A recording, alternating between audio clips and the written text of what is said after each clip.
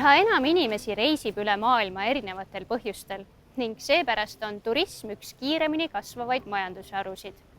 Selleks, et turismis toimuvate muutustega paremini toime tulla, on vaja häid ja täpseid andmeid selle kohta, milliseid kohti ja millal turistid oma reisi jooksul külastavad. Traditsiooniline turismistatistika põhineb majutusasutuste esitatud andmetel, millel on aga mitmeid puudusi. Esiteks ei sisalda see infot inimeste kohta, kes viibivad riigis ainult ühe päeva ja ei ööbigi seal. Teiseks ei kajasta see andmestik neid inimesi, kes ööbivad oma sõprade või sugulaste pool, kasutavad Airbnb teenuseid või magavad hoopiski oma matkaautos või telgis. Ning kolmandaks ei ole võimalik tuvastada, milliseid kohti ja millises järjekorras turist oma reisi jooksul külastanud on. Seega on vaja täpsemaid andmeid ja paremat metoodikat, et mõista, mis päriselt turismimaastikul toimub. Eesti on turismistatistika jaoks kasutanud passiivse mobiilpositsioneerimise andmeid juba alates 2008. aastast.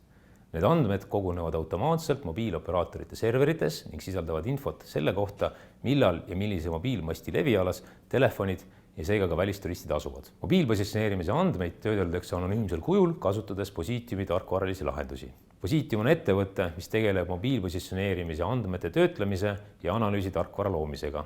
Koostöös Tartu Ülikooli teadlastega oleme loonud metoodika andmete kvaliteedi analüüsiks, puhastamiseks, töötlemiseks ja statistiliste tulemuste esitamiseks. Selle kaudu tuvastatakse Eestisse saabunud turistid, milliseid kohti nad külastavad, kui kauaks ja nad jagatakse mitmete parameetrite alusel erinevatesse külastajagruppidesse.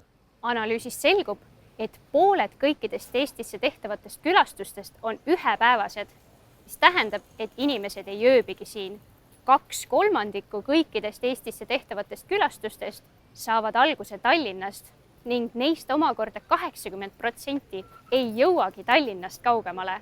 Maailmas on 2 riiki, mille ametlik turismistatistika põhineb mobiilandmetel. Eesti Pank arvutab välisreiside statistika põhjal riikliku maksebilanssi ja EAS-i turismiarenduskeskus on kasutanud mobiiliandmetel põhinevaid tööriistu Eesti turismi pakkumise tõhustamiseks.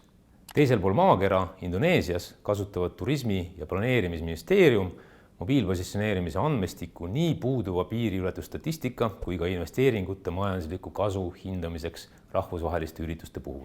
Mobiilpositsioneerimise andmete kasutamine on tõhus viis suure hulga turistide kohta info saamiseks ning omakorda võimaldab see informatsioon langetada tarku otsuseid turismi planeerimises ja turunduses.